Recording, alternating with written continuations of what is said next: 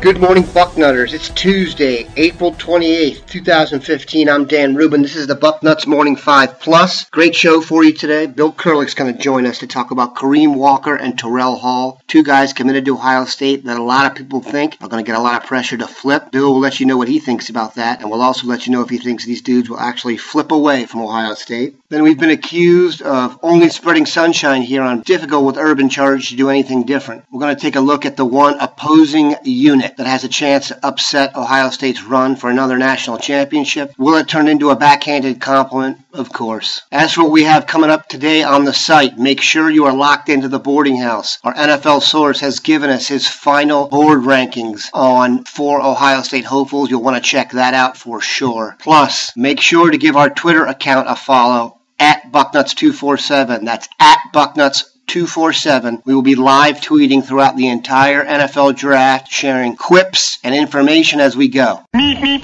As previously noted, we've been accused here at Bucknuts of only spreading sunshine.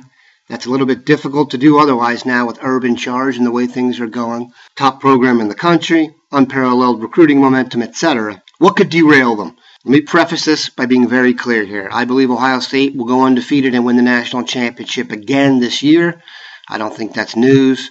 However, as I broke down their schedule, I don't think Virginia Tech's going to be the team to do it. If I know anything about Urban Meyer and the moxie contained in the individuals in that locker room for Ohio State, I would be worried if I was Virginia Tech. After that, I don't think you can make a rational argument for anybody on the schedule to have the talent to pull it off until you get to Week 11, November 21st at the Shoe, when Michigan State comes calling. Make no mistake about it, Michigan State has clearly established itself as the second best program in the Big Ten. They finished in the top 10 each of the last 2 years. Everyone knows what they've done. 2 impressive bowl game victories that, while it hasn't done for the PR value of the Big Ten what Ohio State has done, it's certainly helped the argument. Now, Michigan State has lost a lot of key players. Their secondary is without Trey Waynes and Darqueze Dennard from a couple years ago. They're going to be completely unproven there. And at running back, it'll be the first year they have someone back there that we don't know is a stud and a future pro. Le'Veon Bell's toting the rock for the Steelers. Jeremy Langford will probably be picked in the 3rd round, has a very good chance to be a starting NFL running back next year. They've had some arrests there, Delton Williams in particular, that has hurt them. The guy that gets the job, it looks like it's going to be Gerald Holmes or Madre London. By the way, Madre London,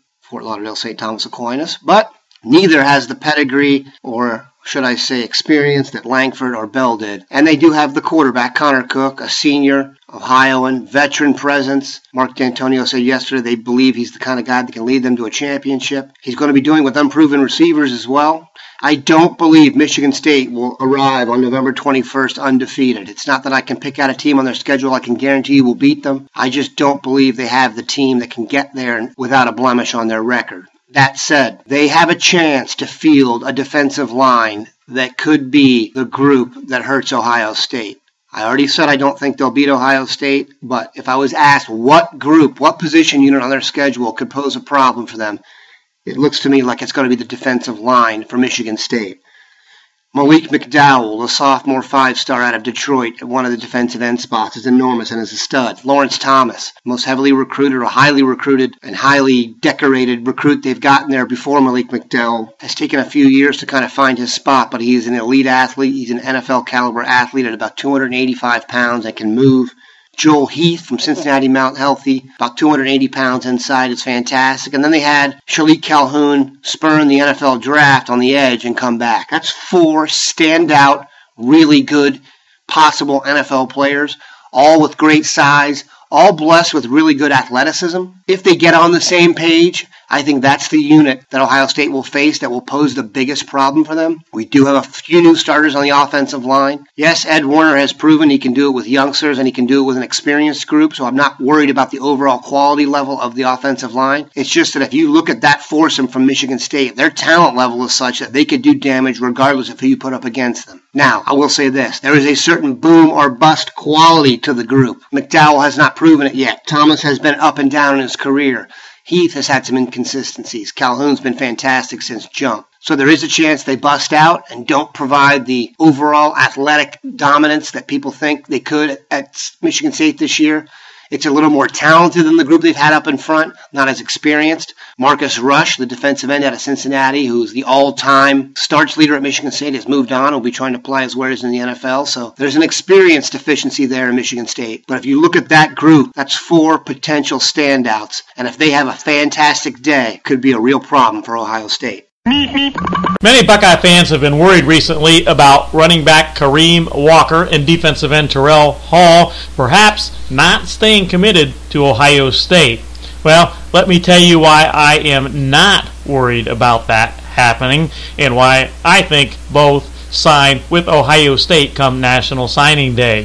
First of all, neither one of them said that they were going to visit other schools when they committed to Ohio State, as was the case with Carlton Davis. Both certainly are being recruited by other schools, but neither Kareem Walker nor Terrell Hall are openly seeking out other schools. They are just being recruited by other schools and haven't completely ruled out maybe taking a look or visiting other schools. In fact, both have talked to me about recruiting for the Buckeyes quite a bit rather than talking a lot about visiting other schools. They really don't mention that very much unless someone brings it up. And I've talked to both Kareem and Terrell many times. And both, I will tell you, seem very, very happy with their Ohio State commitments. Now, in the case of Kareem Walker, Ohio State really is the perfect fit for him when you put everything together.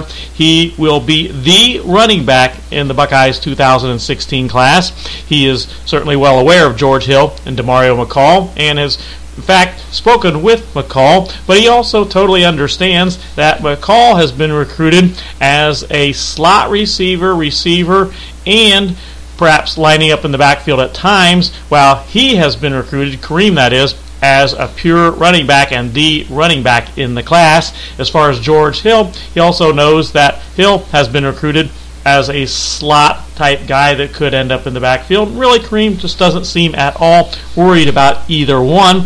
And Zeke Elliott almost certainly will be gone after this coming season, so the fit really is perfect for Kareem Walker to come into Ohio State with his immense talent and make an impact right away as a true freshman, and he certainly knows that. Of course, Jarrett Guarantano, the quarterback who committed to Tennessee, has been brought up, especially after Guarantano mentioned that his number one target is Kareem Walker.